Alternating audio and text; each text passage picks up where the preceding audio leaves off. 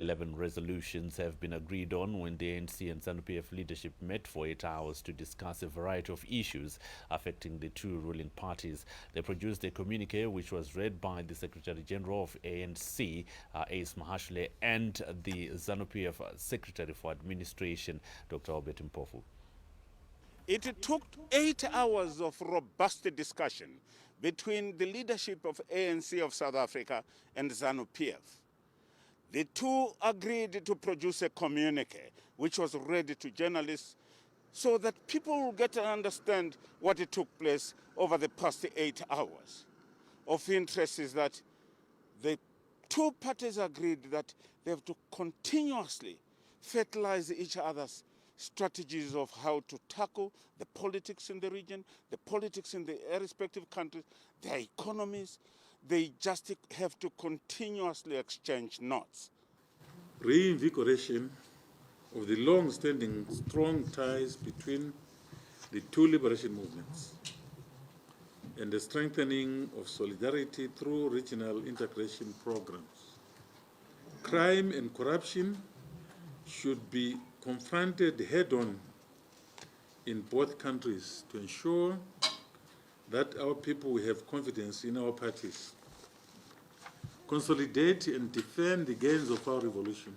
Crafting of economic programs which advance the socio-economic conditions of our people. Consensus to have vigilance over fake news and social media agenda setting for the two parties. Committed to self-introspection, renewal of values of trust, accountability, openness and honesty.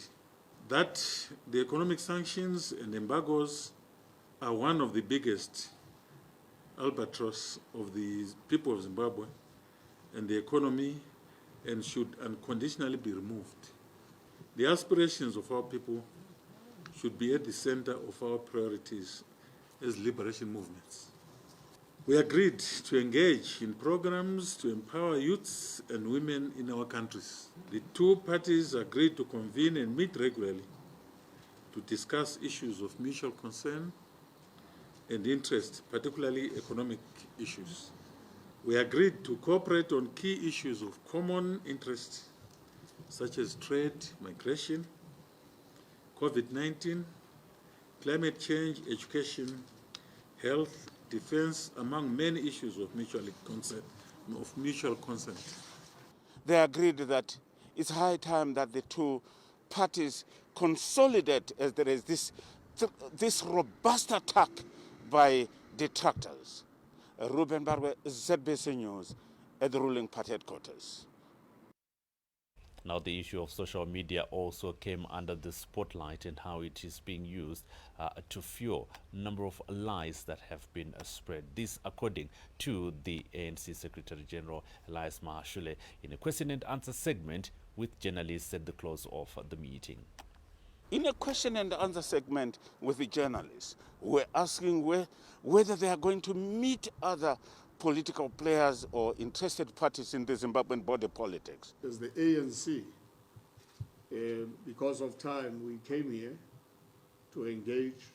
And yes, we have agreed that as the ANC will come back and engage other stakeholders, or whoever you refer as any political party, so that we understand and comprehend the challenges.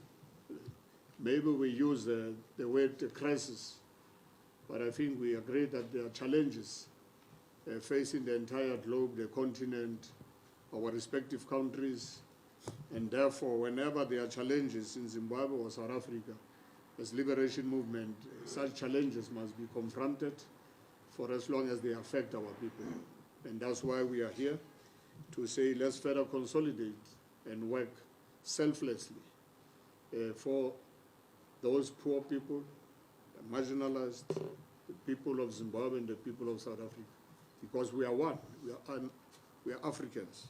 They also spoke about the issue of the social media dictating the pace of interaction between the two liberation parties. That we discussed the issues of fugitives who seem to be responsible for some of the misinformation that is being peddled out there. And we also try to avoid to use the word crisis, because there is no crisis in Zimbabwe. That's why my colleague has referred to it as challenges. Not only in Zimbabwe, but in South Africa. The discussions revolve around the challenges affecting the two countries and the two parties. Hence, the agreement that we meet on a regular basis to address those challenges. You see, we are talking about people's aspirations. But how do you measure people's aspirations other than through a democratic process, which in Zimbabwe has been given more than 2/3 majority by the same people that people purport to be concerned about. And as AU, we have actually said that for as long as we have sanctions, you're not creating a conducive environment for economic development for us as ZANU PF and the former liberation movement to create an integrated economy in our region.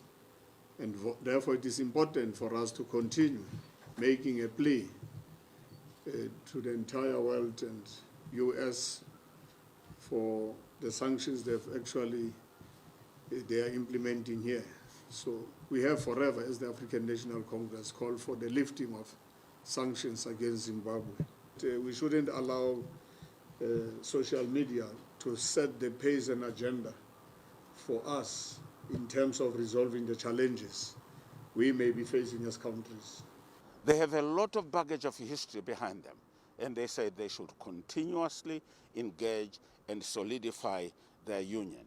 So you have heard it, the ANC people are here, they might be leaving tonight or tomorrow morning, and they go satisfied that the so-called crisis is not crisis, these are challenges, and the challenges are in each and every country.